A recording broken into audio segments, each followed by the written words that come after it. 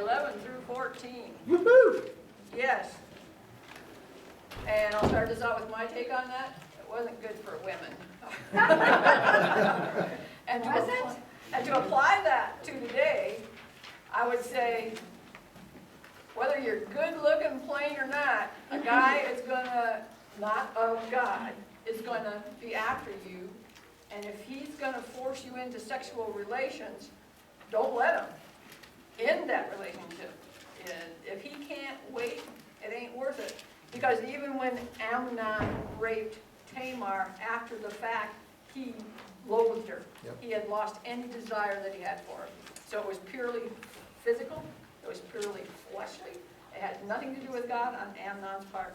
And Tamar tried to go, hey, I'd rather my father gave me to you than have you force yourself on me. And he did anyways. So that was my general take for women on this thing. I know there's a lot more to it.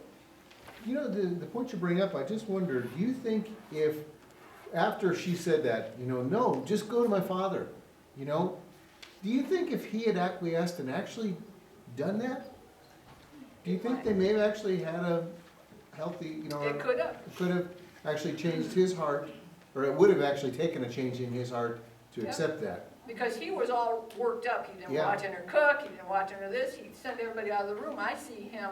He's just after her. He Mhm. wants her. That's how badly he thinks he loves her. Yeah. It's just purely physical.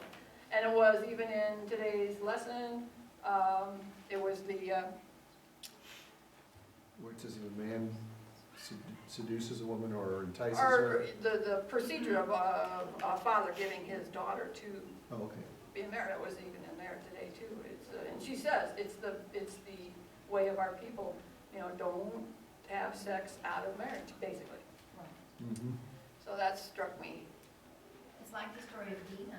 You know, sometimes we think that the brothers didn't give them a chance because they Yeah. killed them all. Yeah, But maybe it would have turned out to be the same thing, and it wasn't going to be a good thing right. But you know, in I that wonder, situation either. I wondered about that because it even said in what the portion today when they were saying if a man like entices a woman or seduces her or, Mhm. and I kind of was thinking if, does it also go with if he just rapes her? But like he professed his love, Yeah. it, So, the one judgment married. there is that he's supposed to marry her. He's not supposed to get killed Yeah. for it, Yeah, you know, which I think that's why maybe they were cursed. Because even though this law hadn't been expounded yet, they broke it yeah, ahead of its, time. it's ahead of its Yeah, time. yeah. And so it's almost like that, even though it was brought out to the people at this point, they were still being held to it Right, before it was even announced to they them. were aware of it, they knew, Yeah, especially being princes and princesses, they knew the law, they knew the word, they knew the word. Yes, Well, sir. it was also prophesied that he would lose, was it 3 or 4 sons for what he did to Uriah? Because he was going to have to pay back 4 times. Right. Right, If I remember right, it's 4 times, and he ended up losing 4 sons because of what happened.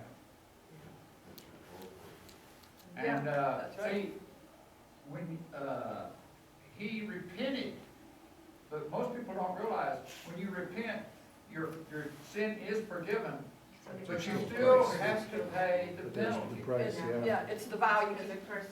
And his penalty was already given by himself because when the prophet came to him, he says, this is Yep. what you should do to the person that did this. Was that the And first that's it. parable? That was another thing too, I read that, that was a parable to him, the rich man, the poor man. Yeah. Was that the very Nathan first was parable? bringing a parable, yeah, Yeah. yeah. I don't know if that's the first one I just noticed, or if there's been one prior to that. I don't know, that sure He could condemned qualify. himself by Yes, giving his answer that he gave. yep, he was enraged that, he didn't even know he was mad at himself for what he had done, so, Right. yeah. And he passed judgment on himself. And what it does, it shows us is that even though we get forgiven for our sins, we still must pay the penalty. There's consequences. Consequences, right. It also shows how we can rationalize with ourselves to the degree that we don't even see our own sin until Yep. somebody points it out like that. Ms. That's a Candace, good point. on that same note, it to me, because there again, it's also, yes, it's speaking to what actually just happened here, but it's also speaking to how the procedure for us when we're, and this is just my opinion, when we're taking this out to other believers. You know what I mean? Because what we're doing is we know what God's law and we know what is righteous here, and they don't. Right. And if we, if we get defiled because of that, well, there's consequences for that too. Yeah, yeah, So, yep.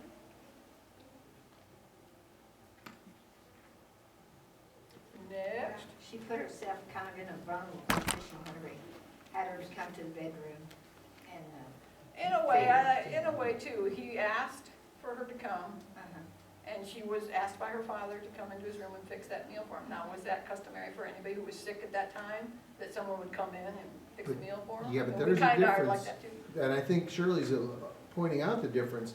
She came to the house to cook the meal. She didn't come into his bedroom. but he asked. He asked her, bring it into Oh, right, my right. bedroom Right. and actually serve me here. And Then he I kicked think there's a everybody else point there that says just because you go into somebody's house, there are places you don't go. Right. Yeah, there's boundaries. closet. Yeah. You don't know. It's good. Safety. But Jenny maybe as Garner, a you can say. sister, being the sister, she probably, they innocently go, this is my brother, Well, that could Unless be- they were- yeah. Maybe, yeah. And she was his sister, Oh, wasn't yeah. she? Half sister. Not, yeah, half Or sister. half-sister, but- Do what? Half sister. Oh, half sister. I think it's Doesn't make it important better. too to recognize the part in this that Yonadab plays. He helps devise the scheme, seeing that this fellow Amon is in love with his half-sister, to get her alone with him. And it's also an example of how we need to watch out for the advice of people who help us get the things that we think we want, that we think are supposed to be good for us. Right. So do we know that both of these kids come from David's body as one of them, like my marriage or previous marriage, or are they both physical descendants of David? Do we know that? I think they're both. Well, we know physically Absalom married. is. Different wives. We know Absalom is. David had quite a few wives. Yeah. He did not have as many as Solomon, but he had a whole lot more than he should have had. But we just know that Tamar was a different mother in this incident. Well, and that's a good point too, that in his sin of having so many wives, Right, he was, you're inviting trouble in your home. yeah. It's because he doesn't address this issue here, that like the whole kingdom almost gets taken from him because of Absalom's vengeance. So, I think it's important to point out here that this girl has absolutely no fault in what happened whatsoever. Sure. She was raped, and rape is an act of violence. It's not that she gave in to him and then looked back on what happened and felt bad. She was so ashamed, she tore her clothes and left the room crying, and it took her other brother taking her into his house to protect her. So what happened was a terrible, violent act, and it was brought on through his lust for her, and also it was facilitated, like I said, through the instructions of a not so good friend. Yes. And then 2 years later, he plans to kill his brother. 2 years go by, and he sets it up. I'm sure he's thought about it, but then the situation comes around where he tries to invite his father first to go with him, and he refuses. In Deanne's cheat sheet, it was, Isn't it where that's at? pardon me? You mean as to where that's at? Yeah, That's a long time to hold animosity. yes, that's a long time to hold animosity. The same thing as David plotted the murder of Bathsheba's husband. Uriah, yeah. The same way the sons, did the same thing. He This planned. murder, this killing, it went on and on. They had a drunken party, and he got his buddies to knock him off. Generational The curse curses. fell on the Yes, son. and then he had to flee. It's David's fault that Absalom even planned to kill him, because David should have taken care of He this. learned it from his dad. Rape just started everybody, that had to be taken care of, and I think it seems like Absalom lost a lot of respect for David. What's that? So Yeah, he lost lost to respect, yeah. take the kingdom, except the person that did it. somebody could- else for, Right. Placing blame is what Mickey's bringing up too. You can blame on anybody, but who actually committed it's their fault. the murder? It's nobody else's Who fault. followed through on the suggestion? Yeah. Who's taking responsibility for self? But David didn't take responsibility for what his children did by, he should have punished, Absalom. for Well, what I he think did. he thought he was punishing him because he let him come back, but then he just totally ignored him. And Absalom's going, should I even stay here? Would it be better for me to go back to, was it Geshur? Than to be here and be totally ignored by my father? Yeah, but I mean, he should have punished the other, The first one. the first one Oh, Yeah, that's as what, well, and he should have punished Absalom too, for what Absalom did. But, Absalom wouldn't have had to have killed him if he would have taken care of it. right. Right. But Gabriel had a good point too. His sons had lost respect for their dad. I mean, look what he did. oh yeah. And he didn't really see anything wrong with it. He thought he paid the price for that when his baby died. But I don't think that they had a lot of respect for their dad because he'd already shown them bad behavior himself. No, and it was falling under God's curse on David too. It was the beginning stages of that because he ends up losing his firstborn. He ended up, well, Amnon is killed, his firstborn, first his firstborn, his wives are taken from him, and Amnon is killed, and then Absalom is estranged. Well, and then, I guess it's Bathsheba's first son, not Solomon. Right. It's That her, dies. it's her Oh, first there son was- that dies, yeah. Solomon put to death the other one that tried to take his place. So that was the fourth son. Oh, okay, that's when, Yeah. That's probably cursed. That's the first What's it person was, cursed. Abijah or something like that, or something. Abijah? Something like, I can't remember now exactly what his name was. A lot of A's. yeah. You know, I guess what I was saying is, it's kind of strange here because, okay, with, oh my gosh, I lost the name, guy who rapes Tamar. Amnon. Amnon. Okay, so, later it says that David would have just given her as a wife, but that's not okay, because that's incest, that's not okay. You're not supposed to marry your half-sister.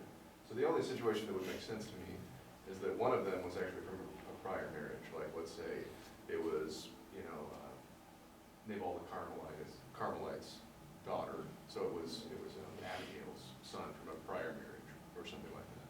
That'd be the only sense, or David's, skewed. So he rapes this girl, so, I mean, Amnon is, he should have either, okay, there's incest, should have been put to death, or he rapes her, and so he would have had to stay married to her. Either way, David doesn't do what he's supposed to do here. No. So Absalom killing him is not even Absalom's fault, because Absalom's enacting justice, he's the avenger of blood. Mm-hmm. It's not Absalom's fight. It's not, Yeah, you wonder, is he the legitimate revenger of blood? yeah. He's not in the line. Was it his place? Yeah. I mean, so does it become murder then too? Right, it is murder, Yeah. because he's not the enforcer of laws. Well, it's murder because it was premeditated. I mean, Right, well, I mean, even Yeah, but that doesn't involuntary, really matter. even involuntary is murder. I mean, I say that, and I don't mean that. I didn't hear what you Oh, I'm said. sorry. I say that really didn't matter back then, though. And I say that not justly, but look at what happened Abner, with Dina, Joash.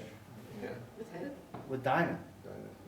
Dinah. I mean, they went in and killed not one, not two. You know that was premeditated. An Yeah. entire But the people. thing is, they were cursed for that. Yeah, well, that's just it. They were cursed, but they also lied to them about it, and then they went and killed them. It's just, I'm just saying though, that we're putting a lot of weight on that when that wasn't anything unusual, to take vengeance for another one. Dinah's case, the sin was not necessarily what they did, but the fact that they went against their father's wishes. And they used their religion in tricking them into becoming circumcised to become part of their group. So they used their religion in a bad way. Yeah, just to weaken them. Yeah, I guess the thing I was saying, sorry, I don't mean to justify Absalom, because what he did, and then later what he does is, it's obviously he's not a good guy at all. But, I guess what I was trying to drive is that, especially when a ruler sins, when one ruler sins,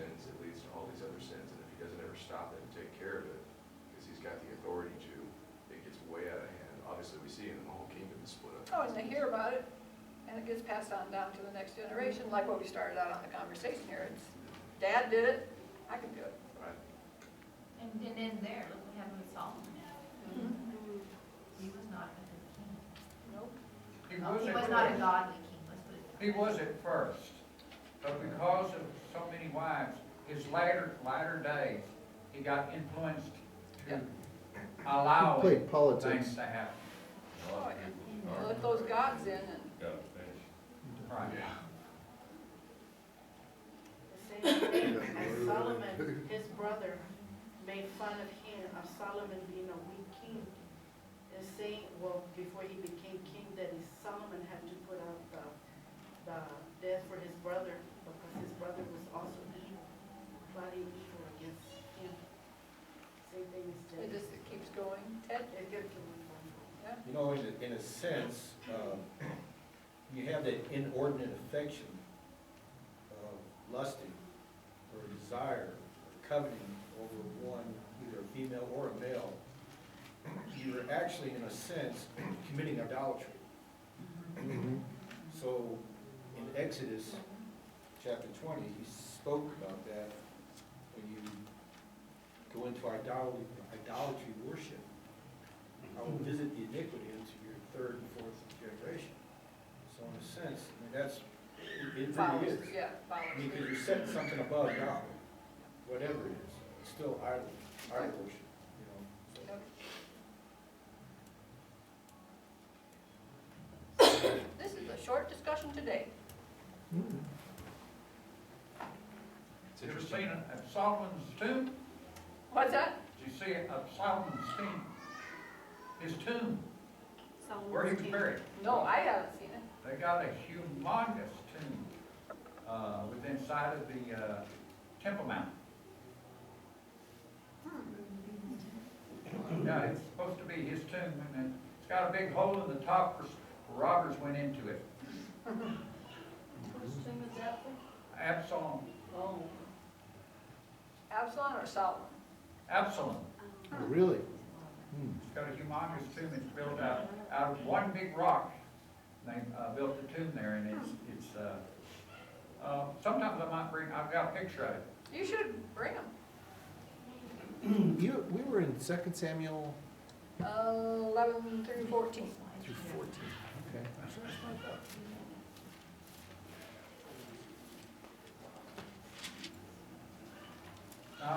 If you ever go to Israel, you do a lot of walking uphill. It seems like you're walking uphill all the time. And they bring a new meaning to the word rock garden. They're growing rocks everywhere. I've never seen so many rocks in all of my life. They build everything out of rocks, and the reason is they've got to try to get them out of their fields. Well, that makes They sense. build fences out of rocks, they build the houses out of rocks. If you want to take a rock home, it's fine, go ahead. No. They don't try, these are rocks that Christ probably walked on. And you're allowed to go there and pick up all you want and bring home with you, because they're trying to get rid of them rocks. Bring them to customs, huh? Oh, they don't care. It's beautiful though, because everything is so alike. You know, it makes it look clean and it's beautiful. But when you go into the field, here's this field that they hadn't cleaned out yet, and it's got as much rocks out there as they've got, regular soil. And then what they, as I said, is they pull the rocks out so they can till the soil. They build fences with it. Yep. And so they kind of make a patties, like a patty, because they're going up the mountain anyway, so they've got to make it level there, so they'll just build a little wall there to hold the soil. So they terrace it. So they terrace it right up the thing, and so they have use for those rocks, but the only thing is this, they've even got leftover rocks after they do that. You know what's interesting is there's a place, and I can't remember exactly where it is, I think it's the beginning of Kings somewhere. And it says that the only time that David sinned, the only time God helped David sin against him was with Bathsheba. And so, that doesn't make sense, because we can look through David's life and say, okay, well, you weren't supposed to have so many wives, you know, you did the whole census thing, and all these other things. And so what is God trying to show us here? Because, you know, there's always times where, yeah, well, you know, there's times where the Torah says something, and, or something in Scripture doesn't match up with this other Scripture, and so our tendency is with the Greek mind is to be like, oh, well, you know, get off in arms with it, but in Hebrew thought, when there's a contradiction, something really a lot more is trying to be said here, and so it's trying to get your attention to say, okay, what's going on here? So, I thought about these things, but I don't have any real good ideas to share. What do you guys think about that? There are sins and there are sins. There are sins unto death, and then there are, see, we were taught before we got to study in the Bible, that all sins are equal. They're not. There's one sin that's There are sins that are a lot worse than others. Now, we can get forgiven for our sins, but there are sins a whole lot worse than others. Jay, Basically three categories. There's sins that we do against the Torah, that we just do not understand, do not know, out of ignorance. out of pure ignorance. There's sins of temptation, that we mess up, we know we've done wrong, we're gonna try to do better. And we go along, and we get tempted again, and we fall back into it. And then there's the sin of the high hand. This is where you put your fist up there and you say, I don't care, God. I'm gonna do what I want to do. It's willful sin, right? Willful sin. Very good. That's rebellious sin. Yeah. Well, I get tempted, it is my will. But it's just, That's rebellious. it is total against God. I am going to do what I want to do, even though God says don't do this. Right, the whole lesson from the beginning. So, there's three different categories in that, and I don't know for David, for his sin, which category of that sin would actually fall in, because you can put any of God's commandments in any of those categories. So this goes back to your heart. Where are you with your intent?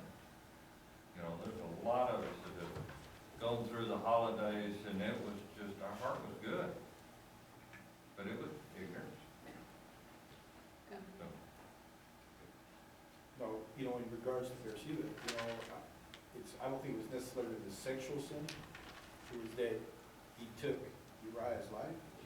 And not only did he take his life, but he took a generation of lives because of the descendants thereof after that.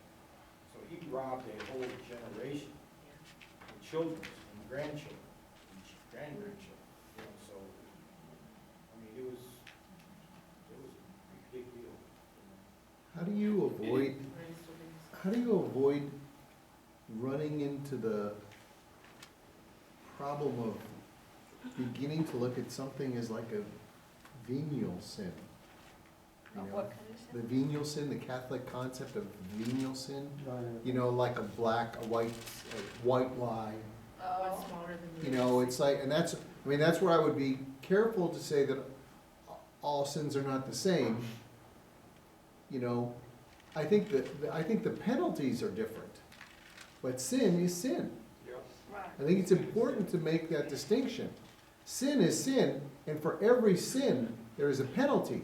Now, all penalties are not death, obviously, Yeah. but there is penalty for sin. And sin is the same in his eyes, no matter whether it's murder Right. or not keeping the Sabbath. One's not greater than the other. They're all sin, They break and they're Torah. all, like I said, there's a penalty for all of them. Now, that's where we can, you know, look and make a whole tome on, you know, Oh, yeah. this Well, penalty I'm is thinking for that'd this. be a good study, I mean. Yeah, and I think that's, Gabriel, I think that may be where, you know, you're saying, we're looking at the difference in lives and where, why didn't David pay, if you will? Because we clearly see there are many sins that he committed, you know, and yet we really see a payment a major payment, for one. Right. You know? And so, you know, if you will, maybe it's not noteworthy to show the payment for some of these other sins. God's purpose is to show the payment for this one sin in this life. You know? I think he kind of grouped them together at the point where he says, I anointed you king over Israel, I rescued you from the hand of Saul, I gave you your master's house, wives, I gave you the house of Israel and Judah. If that weren't enough, I'd give you twice as much. Why did you do this? Mhm. And then he tells them, this is your curse. Now he gets cursed. He says, the sword shall never depart from your house because you spurned me. I will make a calamity rise against you from your own house, his sons. I will give you your wives to another man, who is Absalom. You acted in secret, but I will make this happen in the sight of all Israel in broad daylight. Absalom takes his concubines, his wives, up on top of the palace, under a tent in broad daylight, and has sex with them. Yep. So God's curse on David kind of was everything that he had done. God kind of finally said. And I think it's really almost a point of saying, you will sin and you will pay a price, but you will not change my plan. Yeah. I did all these things to you and for you and with you for my purpose, really. And that's why there will never be a king in the line of David that will not sit on the throne. I'd be willing to say that God already knew what he was gonna do with what he was giving him when Yeah. he did it, to make the Well, point. and where is the seed for his sin? He didn't go out to battle like he was supposed to, because otherwise he would never have sinned. He was supposed to be with his troops, leading his troops at the place where he's supposed to be traditionally, I guess if you will. You know, he's the leader, he's leading battle. If he had been out there, and obviously Uriah understood this. Right. Oh, yeah. Uriah's going like, I'm not sure why you got me back here, I but should be with my men. this is yeah. not an excuse for me to go live it up, and I mean, I'm still focused. Oh, yeah, well, the ark was in Sukkot, Right. the men were out in the field, Israel was out there. Yeah, he said, So I'm was not here, concerned, I'm not gonna, my buddies aren't getting to be with their wives. Yeah. I'm not gonna go be with my wife. I'm still on purpose, if you will, I'm still focused, you know, on what I'm But supposed to David do. still tricked him, and he stayed home and got drunk, but he didn't go to bed with his wife. Oh, no, yeah, I don't, He was loyal. who knows, He they may was be getting loyal. drunk out on the battlefield too, so he may be able to do that. He just didn't go speak with his wife, that's He all. wasn't shooting straight after Yeah, that. no. Do you What think he part was, did Bathsheba play in this trap? Oh, a seductress, maybe? I mean, do you think she was out there bathing and there's the roof of the palace and she's gotta be able to know anybody up there could see her, don't you think? I kind of doubt that her and Uriah had the strongest of marriage. Why would she be out there doing that? It's a lot of I wouldn't supposition. even say that it any been her fault. She can't. In fact, she got Well, it married. takes two. You know what I mean? Oh, Bathsheba, I I think she was willing, I think. She was taken in. You don't think so? I don't think it says that. I think that's a lot of speculation. Yeah. It's I- speculation, but they did get married and have more children, so they obviously, Yeah, but he ordered Yeah, her but there. he was also the king. Yeah. That's true. that's true. I mean, I mean, what? you don't say no to the king, you die. In comparison to where you actually see David doing really the same thing, but and actually honoring Abigail, you know, by saying, you know, you're a good woman, I've seen what you did, you stood up for your husband, you honored your husband, and he was a jerk, and now that he's dead, come and be my wife. You know, I think there's a very qualitative difference there in the way obviously the way he handled things, but, you know. But again, it was a weakness of the flesh, bottom line. It just came down to a weakness of the flesh. And God put it on the sideline where they went and did what they wanted to do. They can have whatever they want to say,